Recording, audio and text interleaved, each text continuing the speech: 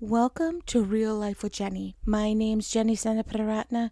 Grab your favorite drink, get yourself a snack, and we will get started. Today, on my calendar, my Advent calendar, I am drinking passion fruit tea.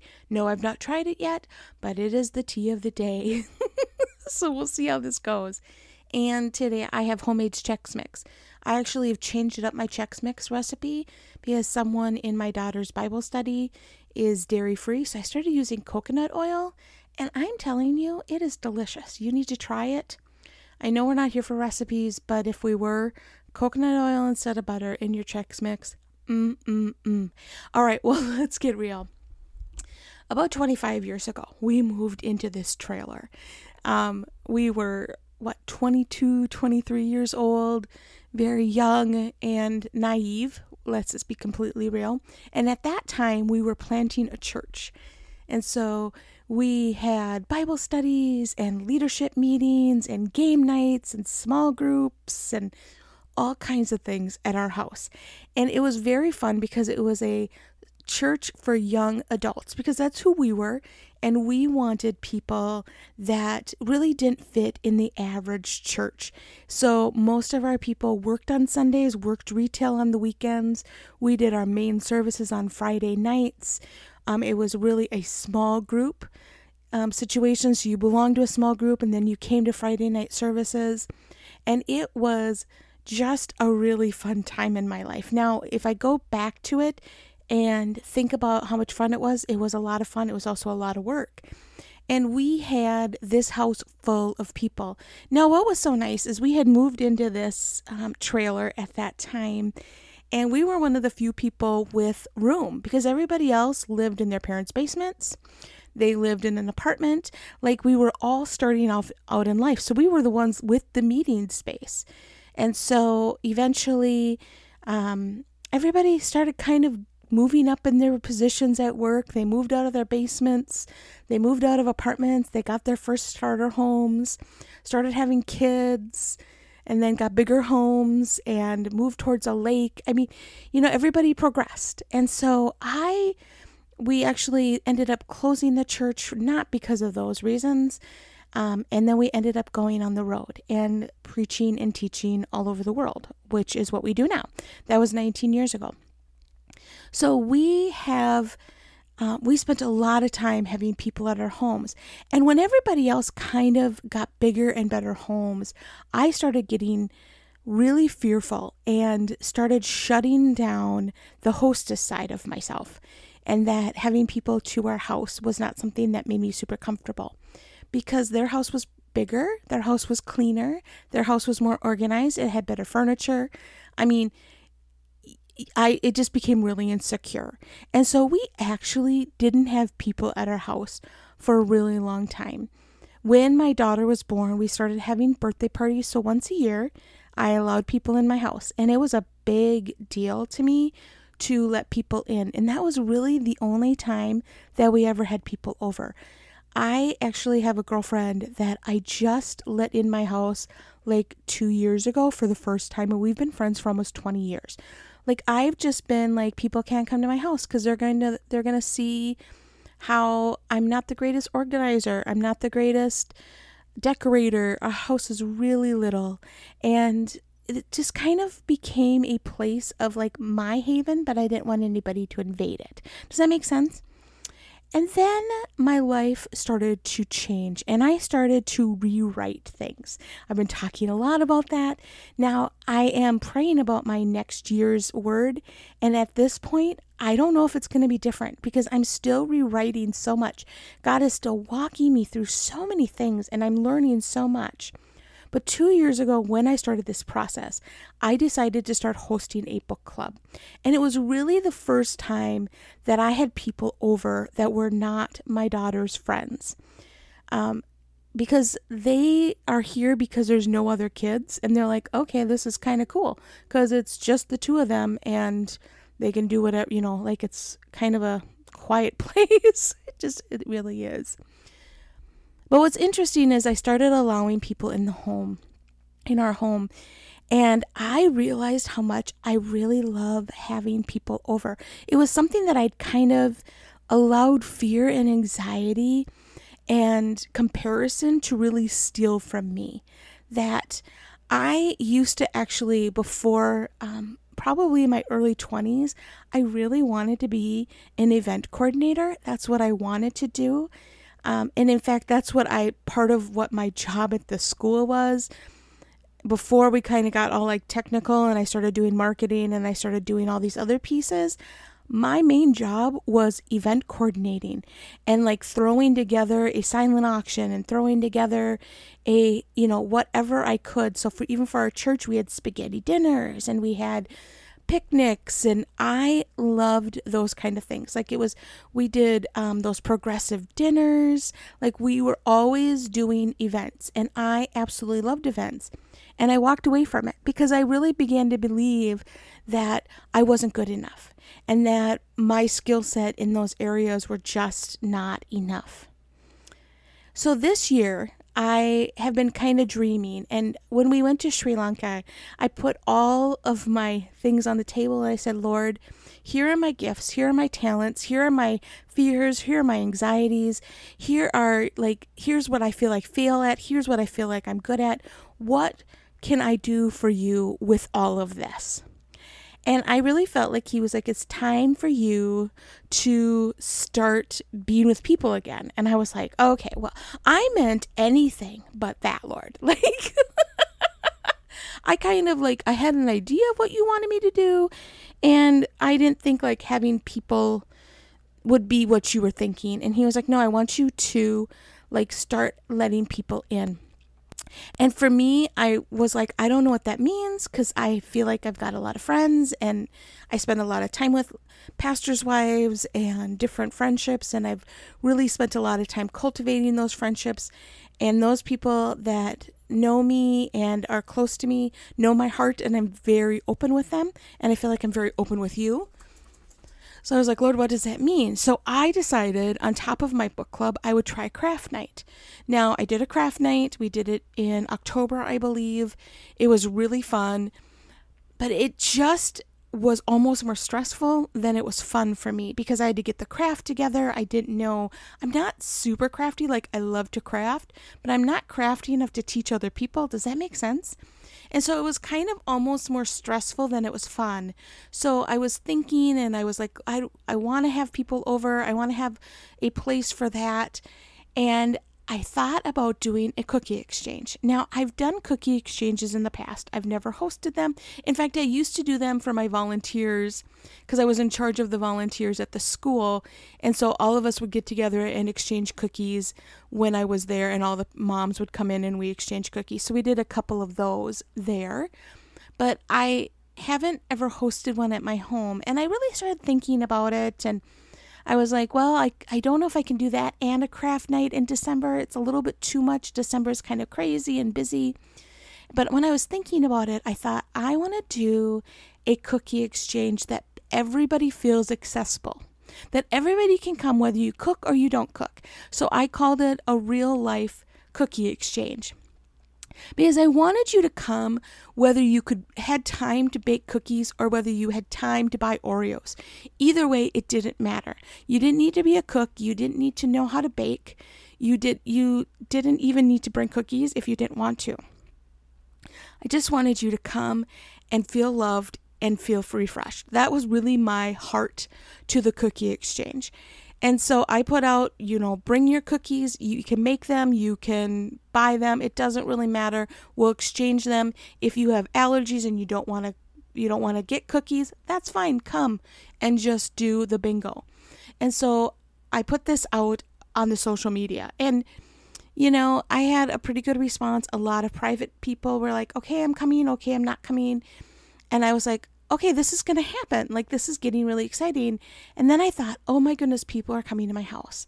And you look around your house and all of the places that you've never seen before just jump out at you.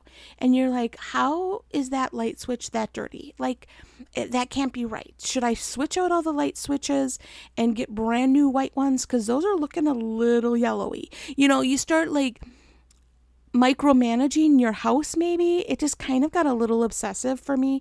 And granted, I did not change out any of the light plates, but you're looking at the mini blinds and you're like, when was the last time I cleaned the mini blinds? Well, it's been a while. Maybe I should just, I just started like getting in my head and swirling.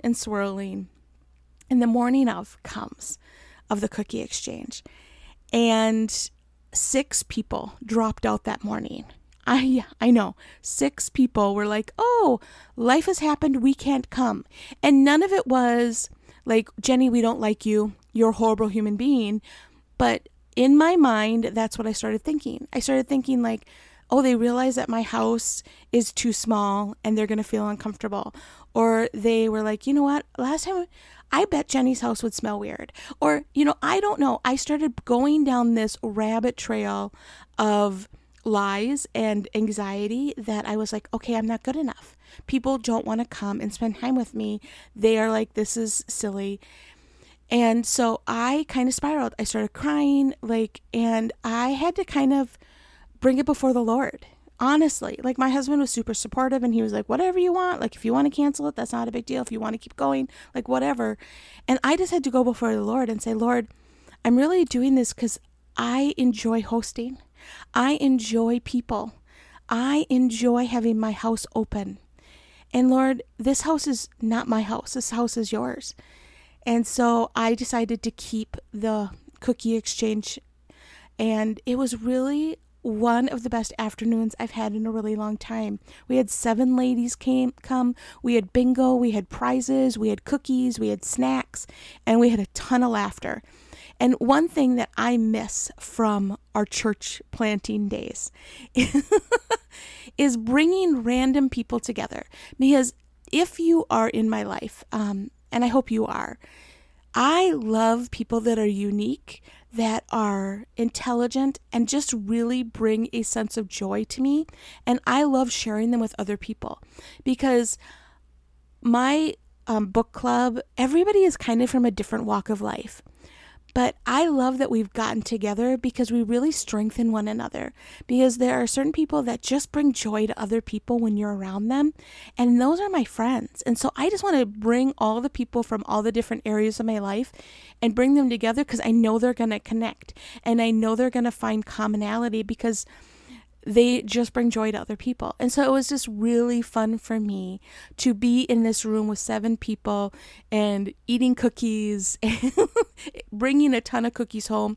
Now, what was really exciting for me is the cookies my daughter wanted me to make were peanut butter blossom cookies. So they're peanut butter cookies with a kiss in the middle. And every time I make them, they're just weird. I don't know if I've got a really bad recipe or what it is.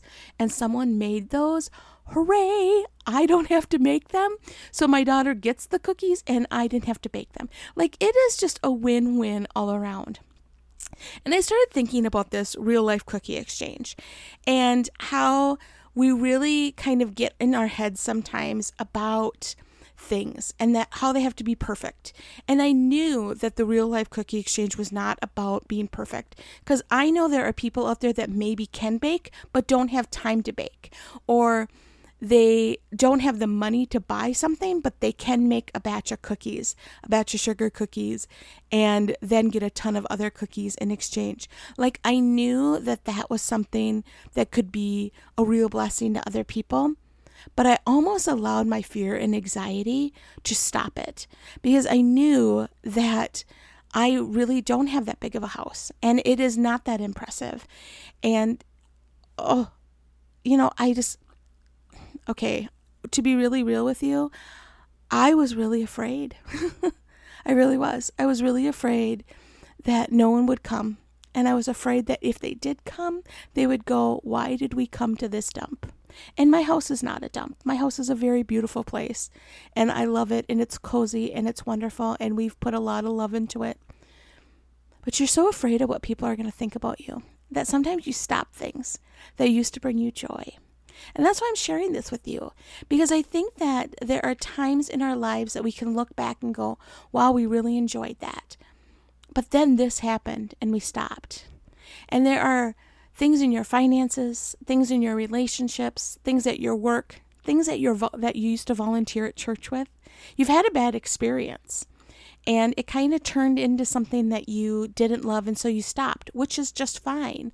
But you allowed the fear and anxiety to kind of take away the joy that that thing used to bring you. And even as I'm talking right now, I can think of several things that I've allowed failure and fear and anxiety or negativity to take the joy away from things. And for me, that's been hosting and having people over and allowing people just to join in the joy that is my family. Like Kevin and Samantha and we just love each other, and having other people with us, we love them too. You know, we've always wanted to have a house full of people that just know that they're loved. And I've allowed the comparison of everybody else ended up in mansions in these houses on the lake, and they continued to grow, and we stayed here. And I know that was God, because every time we tried to sell this place, God shut the door. Every time we'd find a new place, God shut the door. And so I know we're supposed to be here because we can do our ministry, because we live here. We can travel because we don't have a big house payment. We can do things that we couldn't do if we had a big house payment. That is the journey that God's brought us on. But when I start comparing, my joy is taken away. And so I just wanted to encourage you that there maybe is something in your life that years ago you were like, oh, I really enjoyed that. But then I had a really bad experience with a boss or a person in charge, or you know, I remember when I started in kids ministry, there was someone that I worked with and we did not get along. Like, they thought it was blue and I said it was purple, and we just fought. And I almost gave up on working in kids ministry because I'm like, I can't do this.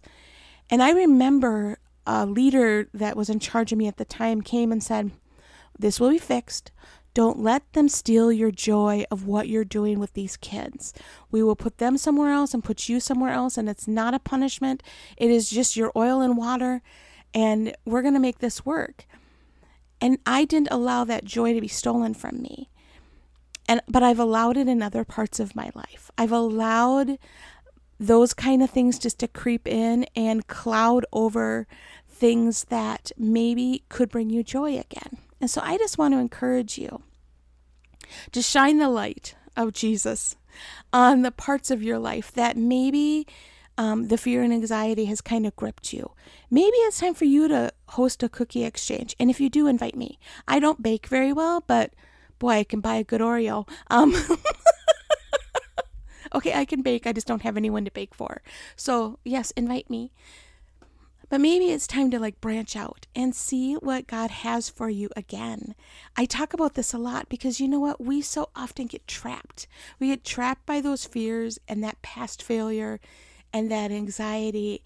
And we used to really enjoy that. We enjoyed the thing that we did before, and it lost its joy, and it lost its ability to bring you peace because of comparison or fear or some kind of an argument.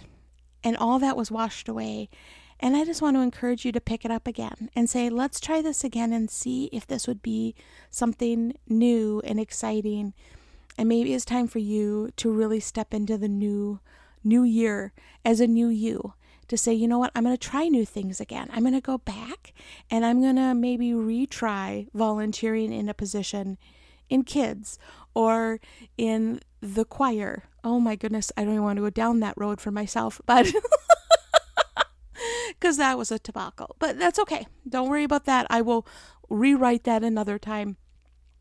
But whatever that is for you, I just pray that you start looking at those areas and give them back to God and say, God, is this something you want me to start again? Because it's scary to put yourself out there.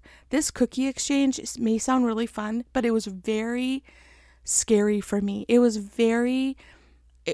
something that I put myself out there because, first of all, everybody comes to your house, and that was scary.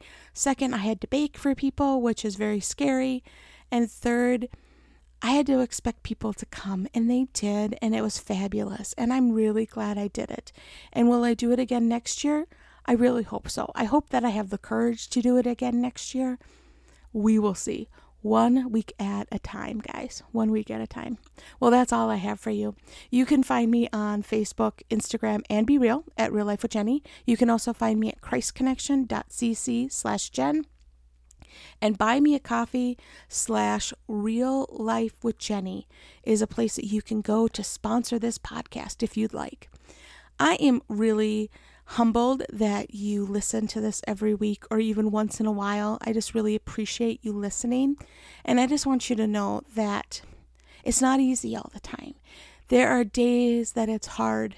It's hard some days, but God's got you. He is standing behind you. He is your cheerleader, and so am I. I am standing behind you, cheering you on, going, you can try this again. Yeah, last time it was a mess. It was. Last time you tried this, it was a complete and utter mess, but that doesn't mean the next time it will be. So let's go out and start some cookie exchanges. You all have a great day.